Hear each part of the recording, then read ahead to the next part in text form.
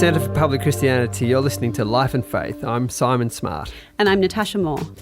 It's not as familiar as it used to be, but there are some iconic scenes that we all still associate with Christmas. A pregnant woman riding a donkey, a baby born in a barn full of animals, shepherds startled by a host of singing angels, and of course, wise men following the bright glow of a faraway star.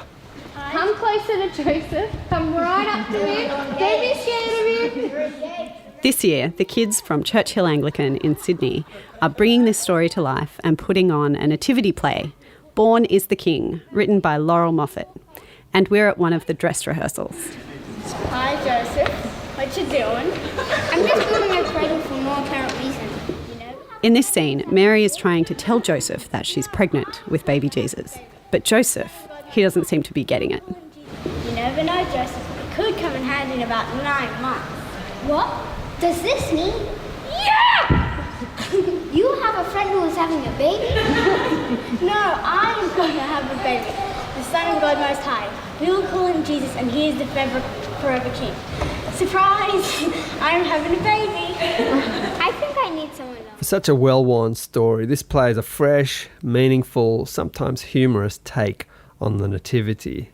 And the writer, Laurel, manages to sneak in a few modern twists and surprises as well. We'll get to all of that in a moment. First, when we spoke to Laurel in our studio, we asked her how she, a person with a PhD in Shakespeare, was inspired to write a nativity play for children. Well, each year at Christmas, our church has a service, a Christmas service on Christmas Eve that is especially for children and families. And so I started looking around for some material for a play or a service that would somehow allow the kids to take part, but still have it so that people who came to a service could sing carols. Because we've found each year people really like singing Christmas carols. Who doesn't? They're good. They're great. They're some of the best songs we know and have. And we get to play them and sing them each year. So we didn't want to lose the carols, but we wanted something that included the children in a drama. And I couldn't find one that I really liked, so I wrote one. The really liked must be the important bit here, because there's tons. There's tons of material out there. Yeah. There's yes. Okay, so you thought you'd work on one yourself. Now, yes.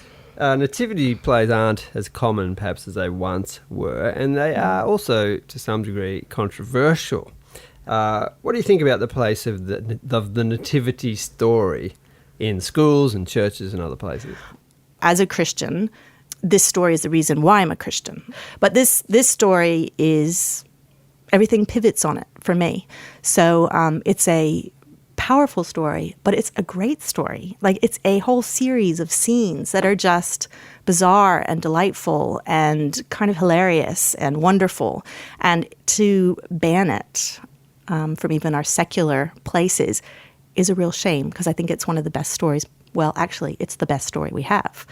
So you had a bit of a trial run last year. It Yes. was performed in a couple of places. Yes, it was. What was that like for you to see kind of your words come to life on the stage? It was a little bit terrifying because kids are really amazing critics. And if a line doesn't go right, they will tell you. In fact, I got lots of suggestions, and I did incorporate them, because lines that didn't seem to work, a kid would be like, can we just say it this way? And I was like, oh, that's so much better. So it was great to actually, it was a real privilege actually to work with the children at my church. It was a privilege that they were willing to use it, and it was a privilege that the kids really took it on. And had a lot of fun. It was just fun. It was weeks and weeks of fun, and they got the seriousness of the message as well. So it was fun. It was meaningful. And then a much larger church used it as well, and they said it went really well too. So they just, you have more angels and you have more shepherds and you you have more, but only one Jesus. That's the important part. That's right. So this is a story that we kind of all think we know, and you see it around the place. But as you kind of mentioned earlier, it is quite bizarre and unexpected in lots of ways. Does the play kind of try to bring that out, the weirdness of this? A little bit. It does. I think it touches on things and the interruptions, because the story, the news keeps being told over and over. First to Mary, who's expecting Jesus, unexpectedly. And then Joseph also, who's going to get married to Mary. But this is a little wrench, in fact, a big wrench in those plans. And then the shepherds who are trying to sleep. And then wise men who are used to, I would think, charting stars, looking at stars but not following them. Everything's a little bit strange, but it touches on it lightly. The time has almost come for Jesus, our King, to arrive. Right here in this tiny room in Bethlehem. I know, it's not really where you would expect a king to be born. Maybe we expect something a little grander for a king. Not all this straw, this dirt, this earth. But God has a way of making something unexpected, something beautiful, something good. I mean, this story gets pegged as a story for the kids. But is that an accurate assumption? I mean, some of the best kids' stories speak most powerfully to the adults who are reading them to the kids, for instance. Well, I think the best stories have to capture the imagination of a child. But those best stories, I think, that do capture that imagination, inevitably capture an adult's imagination as well. I think some of our best stories are the simplest. Some of our best words are the simplest words that we have. And simple is good. I don't see a simple story as losing any power. In fact, I think often the power can come through something so simple and so universal. I mean, have a woman having a baby, that's universal. That's all over the world, and it's happened since forever. But this is different. This story is unique, and I guess it's, very average setting, backwater towns, small towns, traveling, discomfort. The people that you wouldn't expect, like shepherds, these aren't courtiers. This isn't a court. It's not a palace. So I think for each kind of scene or each moment in the nativity story, there are surprises and there are your expectations. I think if you read it closely and you read it over and over again, because I think like the actors who compiled Shakespeare's first folio, it's like if you don't understand it, read it again. And I think that's timeless advice. The more you read it, the more you get surprised, I think, by it. Yeah, and that's a interesting thing, because at one level this story can be so sentimentalized that it loses its power, but on the other hand it can become so familiar that it loses its power. But you're urging people to kind of look again at it. I think so. I keep getting surprised by it. I think for each of the people who receive this news, there's something to learn from their response. There's something to learn from the way that Mary hears this news that for the culture of the time, it could mean being ostracized by your community. It would mean that you don't have the security of a husband. But she accepts it, and she, with beautiful humility. And then Joseph, who really, I mean, he wants to divorce her. He's like, okay, I'll just, I'll make it nice. We'll get married, but then quiet divorce, get it done. We'll go to Vegas, just get this over with. But then he's able, through, I guess, hearing the news and God interrupting him, even in his sleep, to, again, with humility, accept the news and then do the thing that needs to happen, which is to take care of Mary and this baby. And then the shepherds, I would have thought the shepherds would think, what in the world are we doing? Like, why are you coming to us? They're scared. They could easily imagine that they'd have no place at the side of a king. Yeah, but shepherds yet, aren't typically kind of the movers and shakers of a society. Yeah, no, they're hardly ever in Renaissance portraits of courtly life. Right. Yeah, I haven't seen many, but yet they're the first, the first people told, and that's just surprising and wonderful. You're listening to Life and Faith from the Centre for Public Christianity. We're speaking with Laurel Moffatt about her nativity play, Born is the King. Here's a little more from the rehearsal.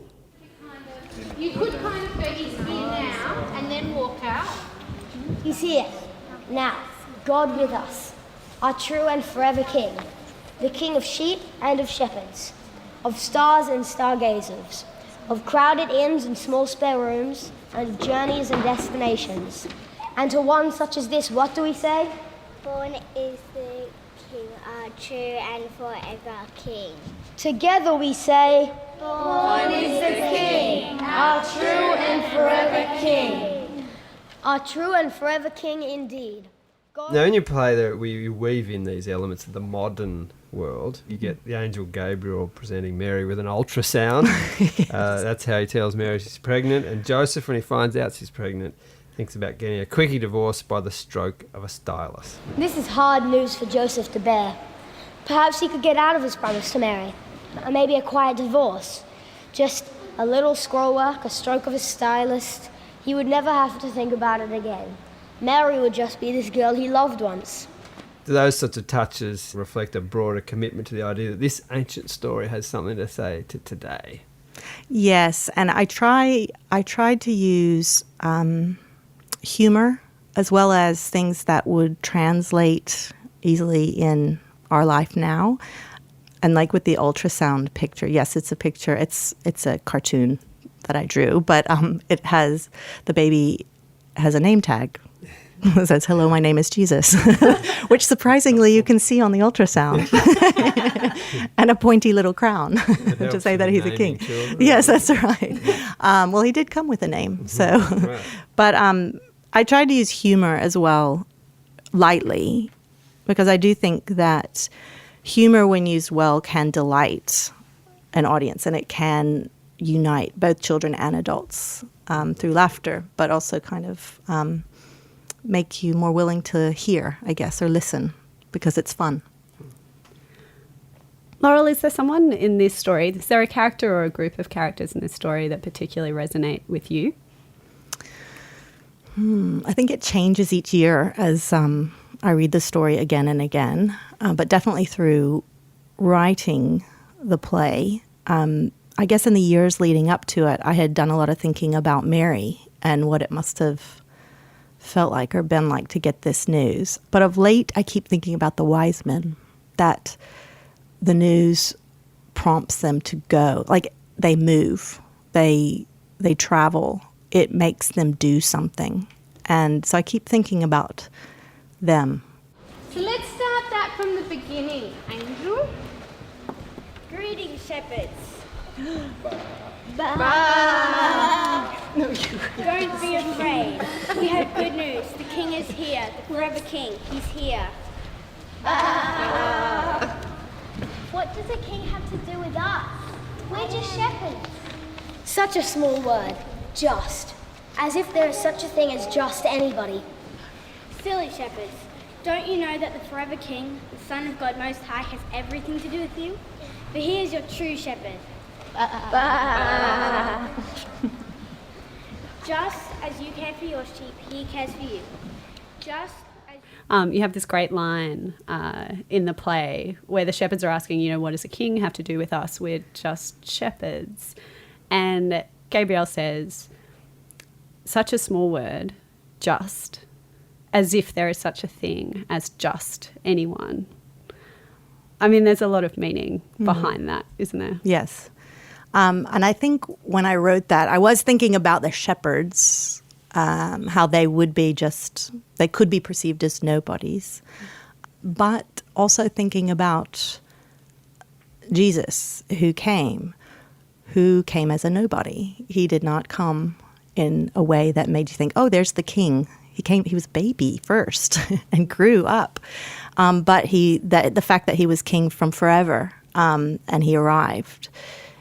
And that is ultimate humility. But also I was thinking in a way that it's easy to write them all off as nobodies. And it's easy to write anyone off as a nobody.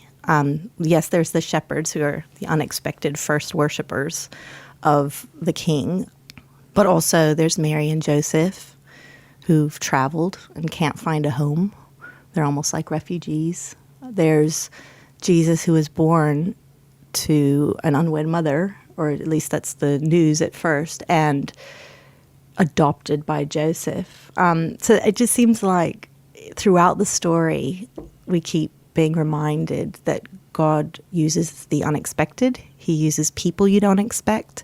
He uses places you don't expect. He turns your expectations upside down and surprises you over and over and over again. And it's a surprise that seems to compel people to do something and to not just listen. I mean, this is the opposite of clickbait. It's this is not like scrolling, oh, that's neat. You know, it draws you in. It compels you. And I suppose, central to the Christian faith is this idea that God himself takes on the form of a human, and that really validates what it is to be a human. Like if God himself would, stoop to be one, that you can't ever write off a human being. No, you can't. As a human being. That's right. I think that I guess it's what we call the incarnation, where God becomes human or flesh, takes on flesh. That very act makes you realize that you can't take any human for granted or take advantage of any human, no matter how small, no matter how old, no matter how frail. Yeah, no matter how lost or dispossessed, that everyone has value.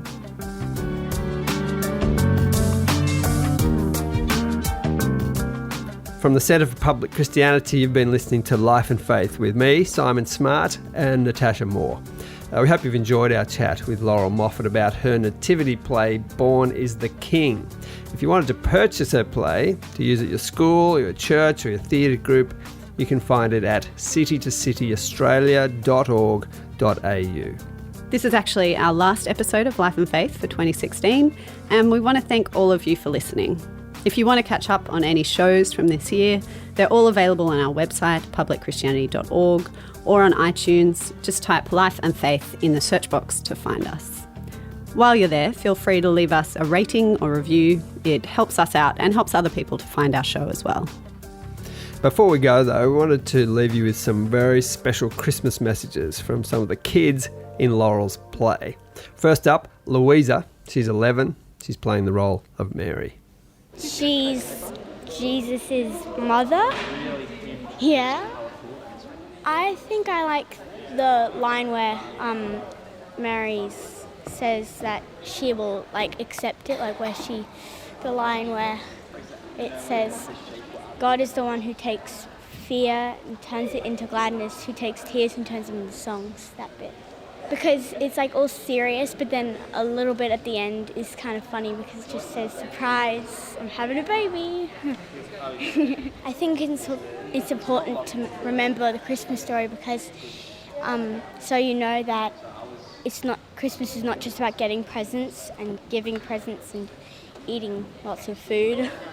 And that the real reason it's Jesus, not just presents. And Christmas trees and it's not just about family, but it also is sort of about family as well. So. And here's Ella. She's 9. She plays one of the shepherds. So the line is, a king, what does the king have to do with us? We're just shepherds. And we're just what does the king have to do with us? Because we're just shepherds, we just look after our sheep. That's what we do all day. I think they would have felt scared because the angel may have given them a shock. Excited to see the new baby. It's important to tell everyone that don't know Jesus the story of Christmas, so they can maybe start believing in Jesus. Last but not least, here's Oliver. My role is the angel Gabriel. He's pretty much the messenger of God, telling the shepherds and Mary and Joseph and the wise men that Jesus is coming and he's the king. I like the poem at the end. It's the one whom Mary welcomed, the one whom Joseph raised, the one the shepherd followed, the one the wise men praised, the one who came and met us in the frailness of our earth, the one who in his death gives us a second birth. That's my favourite line. It's just like how it all rhymes and it fits together really nice and it sort of just sums up the whole story of Christmas. And from all of us here at CPX, we wish you a very Merry Christmas. Join us again next year for more conversations about life and faith. We'll see you then.